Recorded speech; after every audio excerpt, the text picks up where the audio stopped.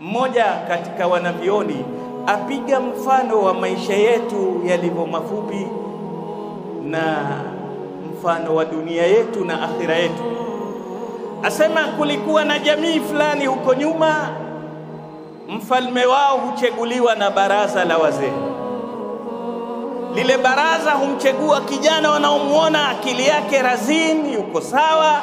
Wakamwambia siku ile ya sherehe ya utawala wao, wakamwambia wewe mwaka huu ndio utakuwa mfalme wetu. Akatawalishwa, lakini ufalme huchukua miaka miwili.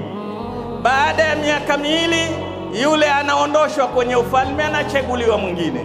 Na yule kwa bahati mbaya, yule anaotoka kwenye ufalme anapelekwa kwenye kisiwa kimoja, hakina watu, hakina vitu, hakina chochote. Mtu alokuwa kwenye ufalme alafu apelekwe kwenye kisiwa hakina hata watu, hakina chochote, yule hachukui miezi miwili mitatu anakufa.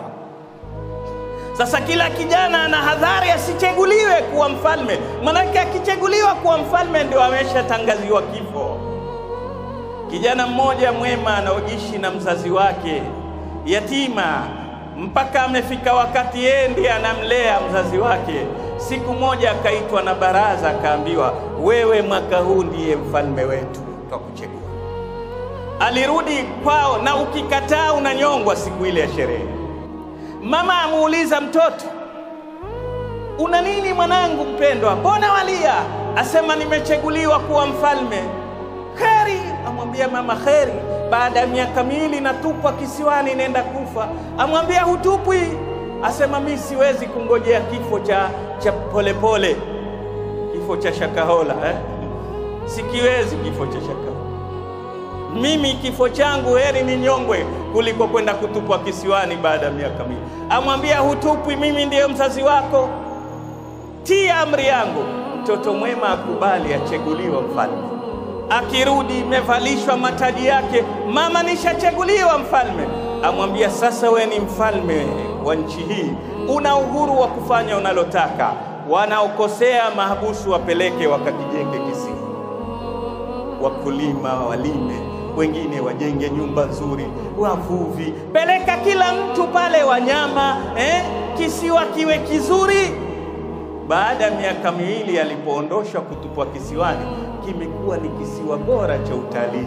Maisha yake yakawa mazuri kuliko alipokuwa kwao pale. Jamani, kisiwa hiki ni mimi na wewe, ndiye wafalme wa muda mfupi, na kisiwa ni kaburi zetu. Imbanaha bi khairin fataba maskanuhu wa imbanaha bi sharrin fakhaba baniha. Mwenyewe ndiyo utakayelijenga kaburi lako, ndiyo utakaijenga akhira yako, kisiwa chako. Ukiijenga akhira vizuri, ukirudi utaenjoy maisha ya milele, khalidina fiha hasunat mustaqarran wa muqama. Lakini usipokijenga ukatukua mimi mfalme, ufalme huu wa muda jamani, kuna siku utaambiwa ondoka, toka dunia hii, na kule hukujenga kitu, watarajia utakwenda wapi?